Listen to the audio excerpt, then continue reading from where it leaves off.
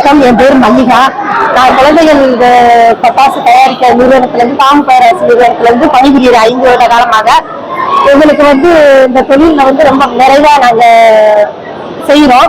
குழந்தைகளுக்கு அதே மாதிரி பாதுகாப்பு முறையில நாங்க நல்லதா செஞ்சு பயன்படுத்துறோம். எங்களுக்கு இந்த நிறுவனத்துல 2 நாளைக்கு முன்னாடி, தீபாவளிக்கு முன்னாடி எங்களுக்கு லீவு, நிறுவனத்துல இருந்து லீவு விட்டு குழந்தைகளை தயாரிக்கிற பட்டாசு லீவு விட்டு இப்ப எங்களுக்கு 2 நாளைக்கு அப்புறம் போனஸ் வழங்கு விழாவில் சார் தாமு பேரரசு ஓனர் எங்களுக்கு போனஸ் கொடுத்து கருவிருந்தோட தொழிலாளர்கள் அனைவரையும் போட்டி, குழந்தைகளுக்குள்ள போட்டி இதெல்லாம் நடத்தி பரிசு கொடுத்து எங்களுக்கு போனஸ் கொடுத்து நல்லா நாங்க நிறைவா குடும்பத்துடன் சந்தோஷமா இந்த விழால கலந்து நன்றி தெரிவிக்கிறோம். எல்லாரும் மகிழ்வுக்கு கூடிய பட்டாசை தயாரிக்க நாங்களும் இந்த தீபாவளியை மகிழ்ச்சியாக கொண்டாடுறோம். என் பேர் பத்மாவதி. நான் இதே கம்பெனில 8 வருஷமா வேலை பார்க்கிறேன். எங்க வேலை எப்படிப்பட்டியானதுன்னா, நாங்க காலையில போனா திரும்பி வருவோமா வரமாட்டோமாங்கிற ஒரு ரிஸ்கான வேலை தான். இருந்தாலும் அதை நாங்க கொஞ்சம் சந்தோஷமா தான் செய்வோம். ஏன்னா நாங்க செஞ்சுதான் ஆகணும், வேற வழி இல்லை. எங்க மாவட்டத்துல இதை தவிர வேற தொழிலும் கிடையாது. அதாவது பட்டாசு தொழில் தான் மெயினா இருக்கு. பாதி மக்கள் இதுலதான் இருக்காங்க. ஆனா நாங்க அப்படி வருஷம் பூரா கஷ்டப்பட்டு வேலை பார்க்கறத இந்த உலகமே ஒரே நாள் கொண்டாடுறத பார்த்தா எங்களுக்கு மகிழ்ச்சியா இருக்கும். அது எங்க நிறுவனம் குழந்தைகளுக்காகவே தயாரிக்கிற பட்டாசுகளை தான் தயாரிக்கிறோம். அதே மாதிரி குழந்தைகள் சந்தோஷப்படுறத பார்த்தாலே எங்களுக்கு ஒரே மகிழ்ச்சியா தான் இருக்கும்.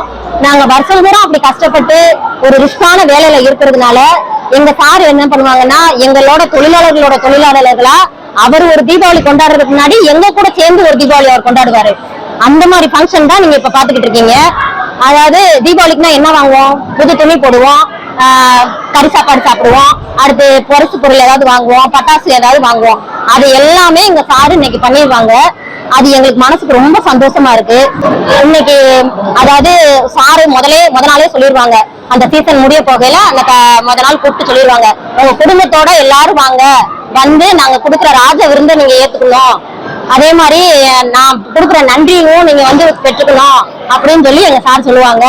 அதுக்கேற்ற மாதிரி நாங்களும் குடும்பத்தோட வந்து சார் நிறைய போட்டிகள் கண்டென்ட் பண்ணாங்க, நிறைய பரிசுகள் கொடுத்தாங்க, நிறைய ஊக்குவிக்கிற மாதிரி பரிசுகளை கொடுத்தாங்க. அவங்கவுங்க வேலைகளை சொல்லி கொடுத்தாங்க.